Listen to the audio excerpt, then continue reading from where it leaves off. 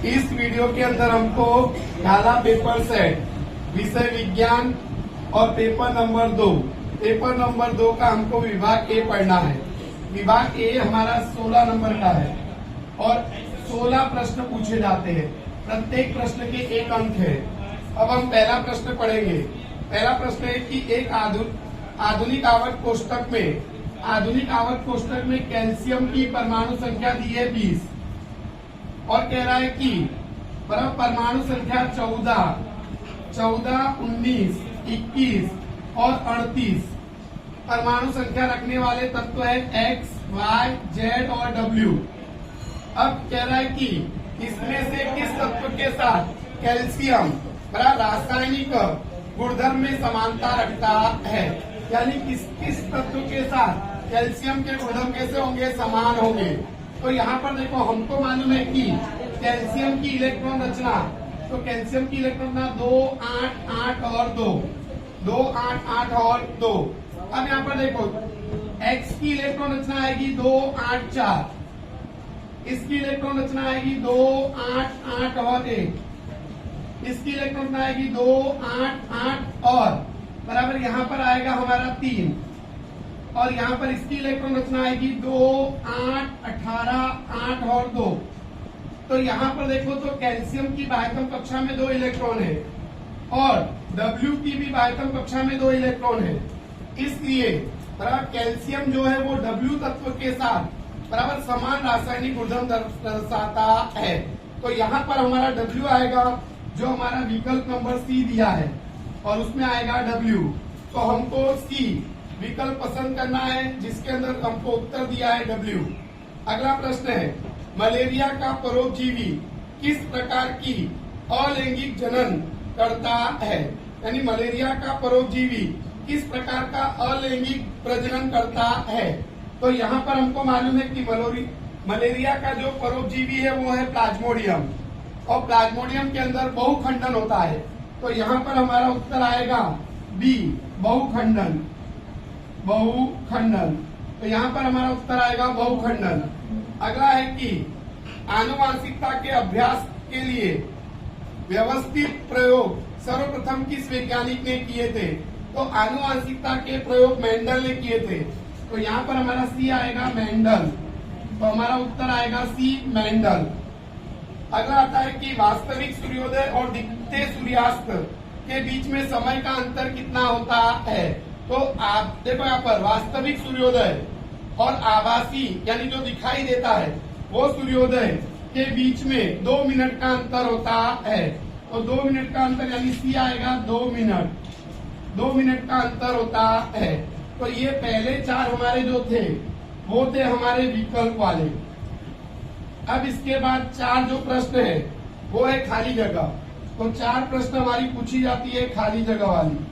तो 5वां प्रश्न है ऐसा दिया है कि Fe2O3 प्लस 2Al 2Al और यहाँ पर दिया है Al2O3 और यहाँ पर दिया है प्लस 2Fe।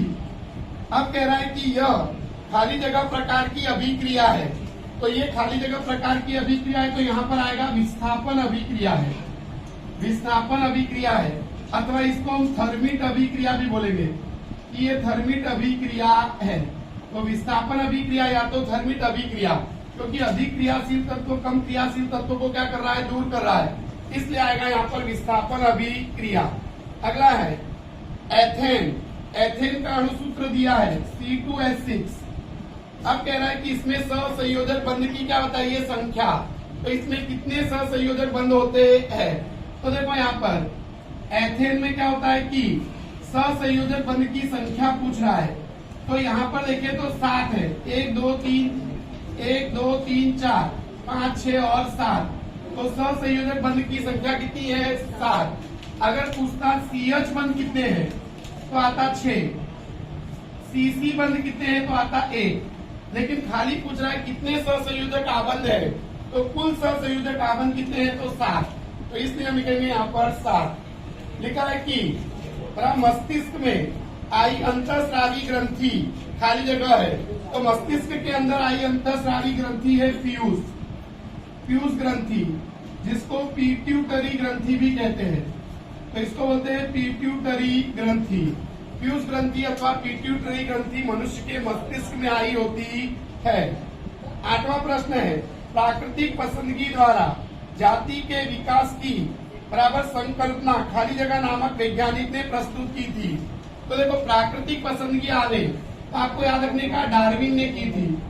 तो यहाँ पर आ जाएगा उत्तर में डार्विन। डार्विन ने प्राकृतिक पसंदगी के द्वारा जैव विकास की परिभाषा दी थी, इसलिए यहाँ पर आएगा डार्विन। अब बाकी के जो हमारे 4 प्रश्न हैं वो सत्य असत्य वाले हैं, यानी बाकी के 4 जो पूछे जाते हैं वो सत्य असत्य हमको बताने हैं, सत्य है या असत्य। तो यहाँ पर देखो, प्रश्न ऐसा है कि साबुन का अध्रुवीय सिरा जल अनुरागी होता है और ध्रुवीय सिरा जल विरागी होता है। देखो, साबुन में 2 सिरे होते हैं। 9वां प्रश्न है हमारा कि साबुन के अंदर 2 सिरे होते हैं, एक अध्रुवीय होता है और एक होता है ध्रुवीय। जो कार्बन वाला भाग है वो अध्रुवीय है और जो हमारा आयनिक भाग है वो होता है ध्रुवीय। तो कार्बन वाला भाग क्या होता है, जल अनुरागी होता है, जल अनुरागी होता है, और ये होता है जल विरागी, जल विरागी। तो यही ये बोल रहा है, इसलिए ये कथन क्या होगा, सत्य। तो 9वां कथन हमारा आएगा सत्य। 9वां क्या आएगा हमारा, सत्य। इसने कहा कि साबुन का अध्रुवीय सिरा जल अनुरागी है और ध्रुवीय सिरा जल विरागी है। तो ये कथन कैसा है, सत्य। 10वां प्रश्न है, बहुत सी अनैच्छिक क्रियाएं मध्य मस्तिष्क और पश्चिम मस्तिष्क के द्वारा नियंत्रित होती है। तो ये कथन असत्य है। ये कथन कैसा है, असत्य। क्यों असत्य है, कारण कि अनैच्छिक क्रियाओं का नियंत्रण पश्चिम मस्तिष्क में आए मेडुला द्वारा होता है। तो मेडुला काली यानी किसमें होता है, पश्चिम मस्तिष्क में। इसमें मध्य मस्तिष्क आता है नहीं, इसलिए ये कथन कैसा है, असत्य। अगला प्रश्न है प्रश्न नंबर 11। तो प्रश्न नंबर 11 में देखो, अनियमित परावर्तन के किस्से में परावर्तन के नियम का पालन होता है। तो ये कथन कैसा आएगा हमारा, सत्य। ये कथन कैसा है, सत्य है। प्रश्न ऐसा था कि अनियमित परावर्तन के किस्से में परावर्तन के नियम का पालन होता है। तो ये कथन कैसा है, सत्य है। अगला प्रश्न है 12वां, ओजोन का शोषण पराबैंगनी किरणों द्वारा होता है। तो ये कथन असत्य है भाई। ये कथन असत्य इसलिए है कि इसने ऐसा कहा कि ओजोन का शोषण पराबैंगनी विकिरणों द्वारा होता है। तो गलत है।